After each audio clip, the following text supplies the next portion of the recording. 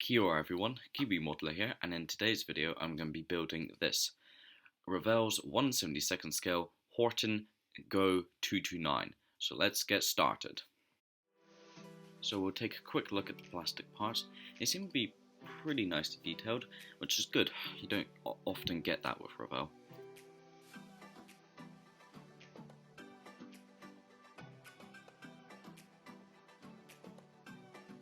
So starting the assembly off with the cockpit seems to be pretty decent, not the best, not the worst.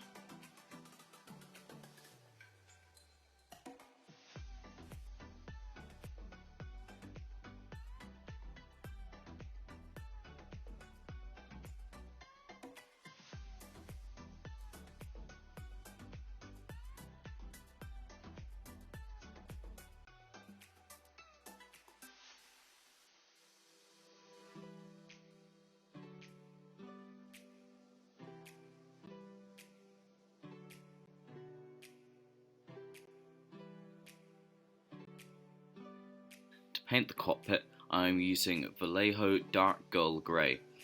I am using reference photos of the actual aircraft to make sure I get the right colour of paint.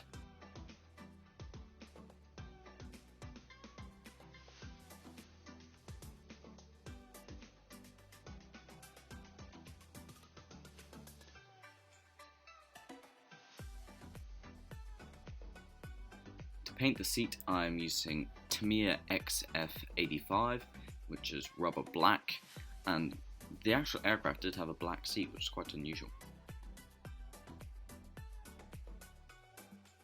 I did paint the seatbelt separately, as well as the control column, as they were too difficult to get on camera, and I also painted the firing button on the control column red. I doubt it was actually red, but a little bit of modeler's license.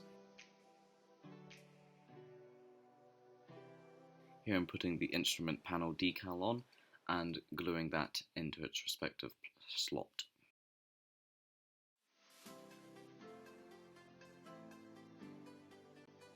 I can now begin the assembly of the two 30mm cannons.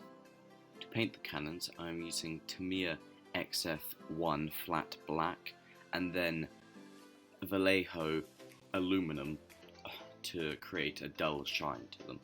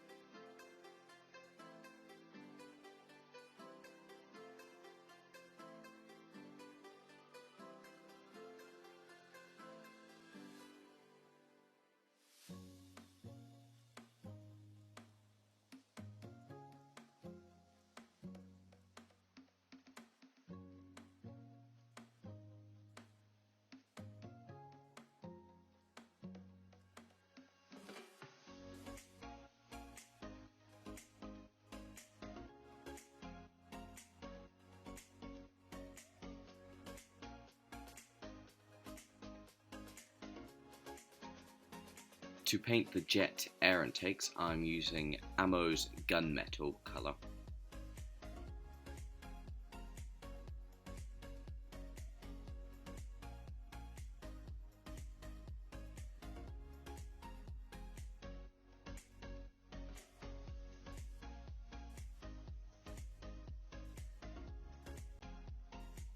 Next, I glued the air intakes into the nose.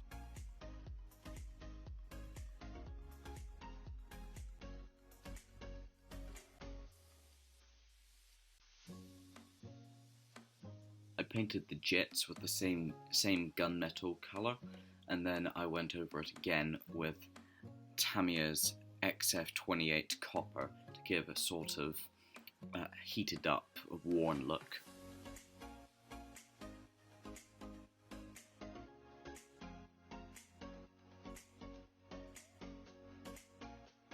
For the inside of the centre segment of the flying wing, I used the same light gull grey that I'd used in the cockpit.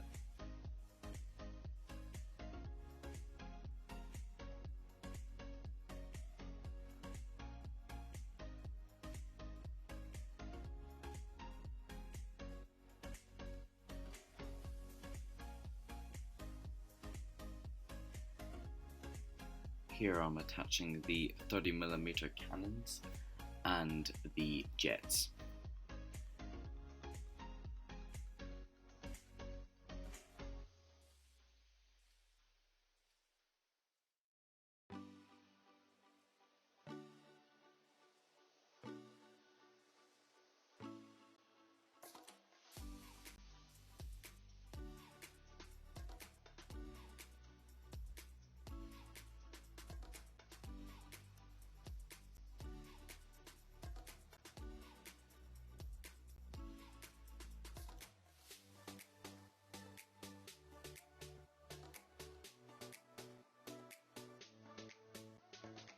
To accentuate the details, I'm giving the whole inside a dark wash.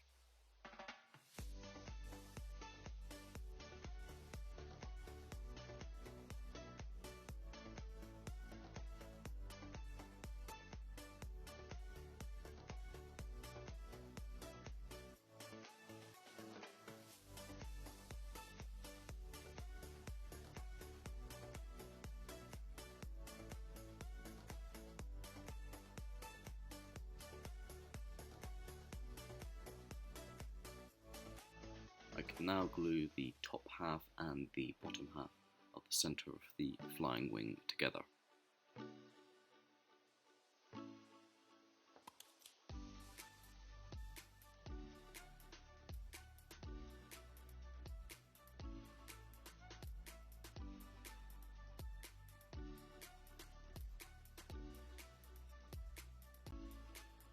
Here I'm gluing the nose on, then I will glue the wings together.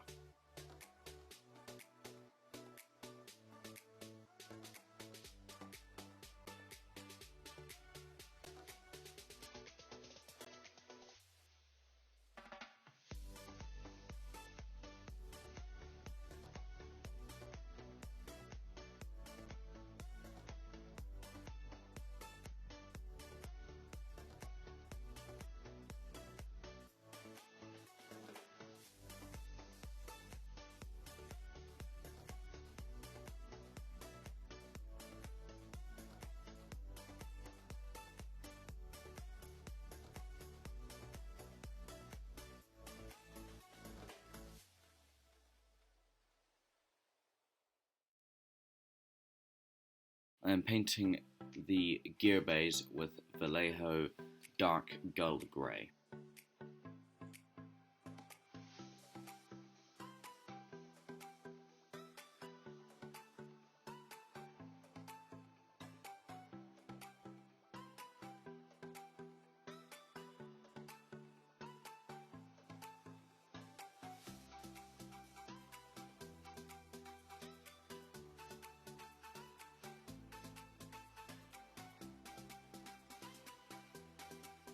To weather the gear bay, I'm using some grey and brown pigments to simulate dirt, and I've previously given it a dark wash to accentuate those details.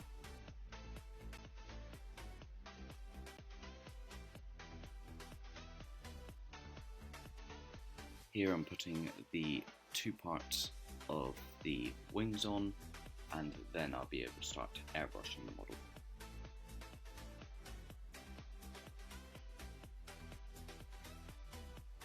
I'm using a grey-blue colour to paint the upper surfaces of the Horten 229, and then I'll be using Vallejo light grey for the lower surfaces.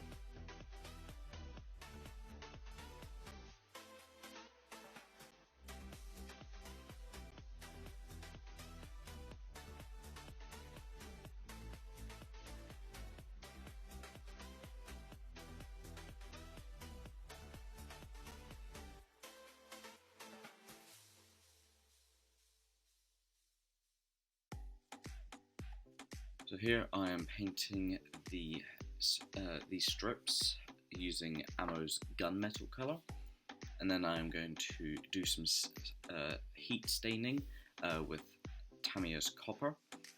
I know these weren't on the actual prototypes of the Horten 229 that were built, and I doubt they would have been on the aircraft if it saw production service, but I think this looks pretty nice, and I have seen other modelers do the same thing on their Horten 229.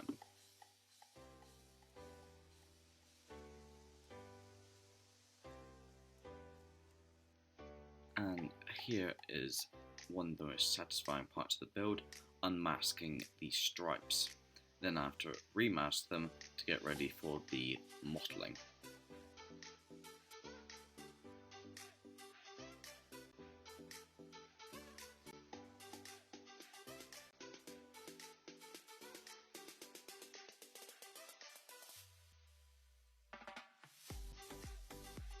For the mottling, I'm using Vallejo black grey, and I'm simply spraying loads of little dots all over the upper surface of the aircraft.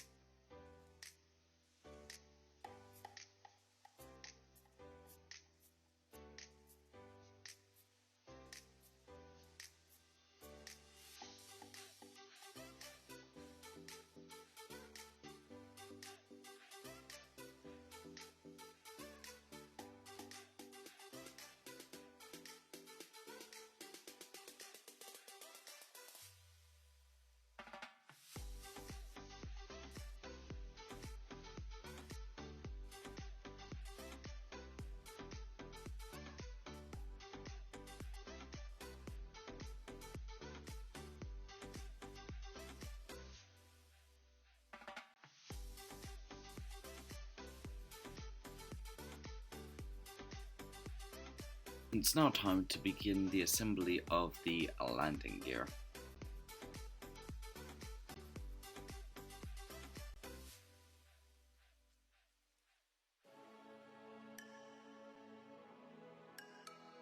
I am using Tamiya's XF85 rubber black to paint the tyres on the landing gear.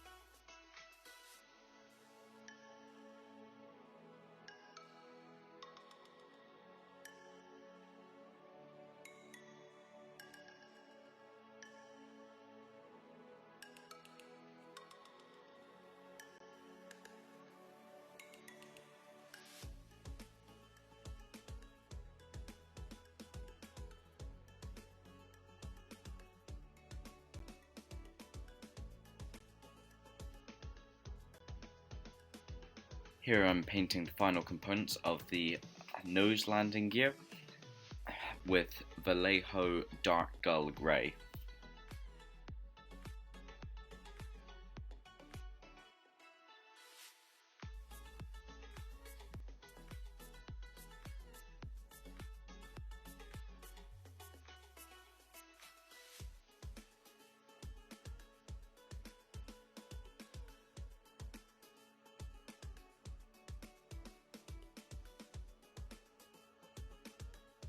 I can now begin the assembly of the other components of the landing gear. I'm using the same paint and the same techniques.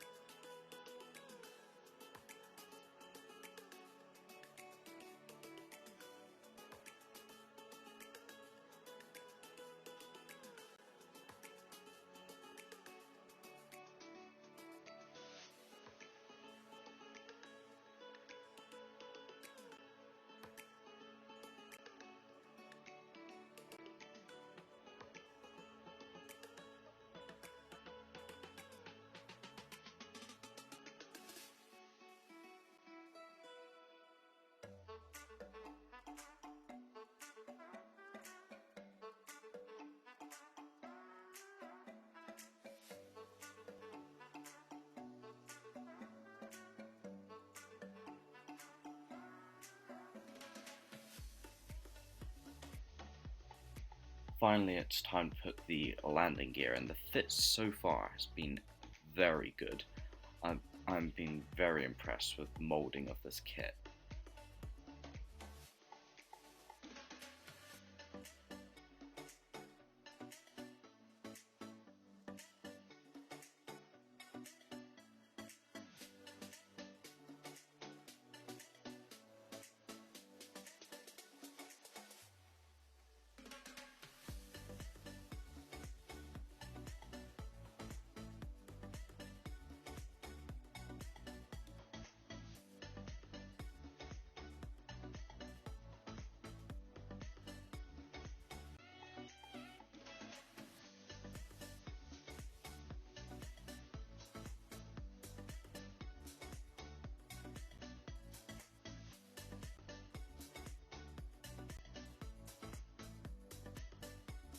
This part here is probably my least favourite part of the build.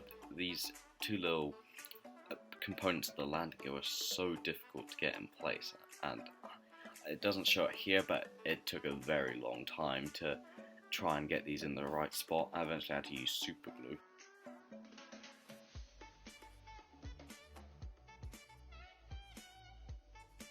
The final step before applying the decals is to glue in the landing gear doors. I was a bit worried about this because I've had trouble with gluing in landing gear doors before, but these went on perfectly.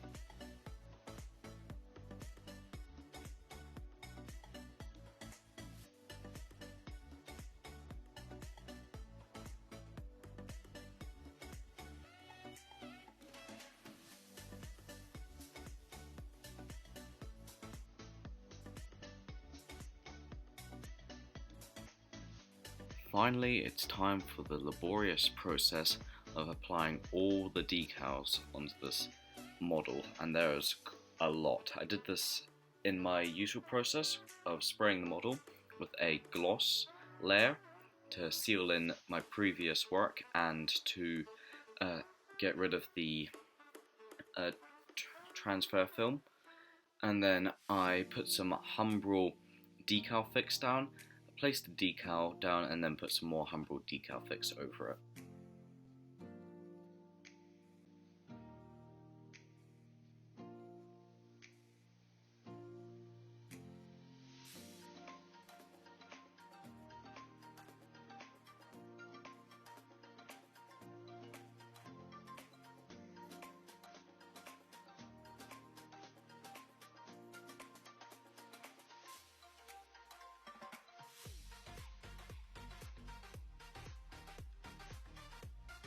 And now it's the last step before I can call this model complete, which is the weathering. I'm beginning off by chipping the model in the few places that actually were metal, because for those of you who don't know, the Horten 229 was mostly made out of wood, but I just had a toothpick with some Vallejo aluminum on the end and just stippled it in a few places where I thought the paint might be scraped away. Next, I'm giving the whole model a dark wash just over all the panel lines and rivets and everywhere, just to highlight those details.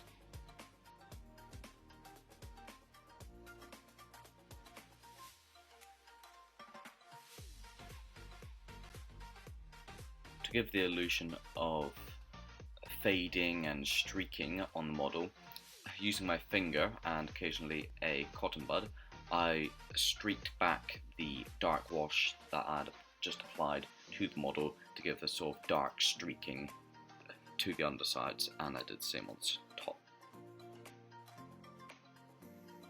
The final touch of weathering I did was to use some pigment, some light grey pigment, to sort of represent dirt and grime that got into the wheels and into the gear bays and in some other places.